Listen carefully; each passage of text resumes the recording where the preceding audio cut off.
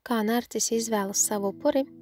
Narcis neizvēlas vāju upuri, izvēlas to, no kura var paņemt. Spēj iejusties otra cilvēkā, tu esi smalkjūtīga, skaties pašu būtību un tu centies saprast. Priekš narcisa tu esi ideāls variants, kurā var rasties svārstības.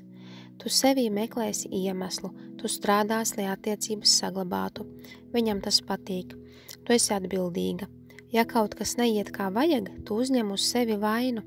Viņš to tikai gaida. Tu esi kā spilvens, kuru var pamest haosā un teikt, tu pati visu sabojāji. Tu tici cilvēkiem un ka viņš ir ievainotais, ka viņš var mainīties, un tu baro viņa mīlestību, cerot, ka viņam būs sāta sajūta, bet viņš nav pieēdināms.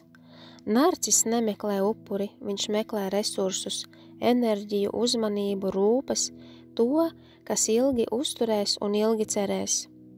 Ja tu domā, kāpēc viņš izvēlējās tevi, tāpēc, ka tu esi vērtīga, viņš nemāk cienīt, bet tikai patērēt.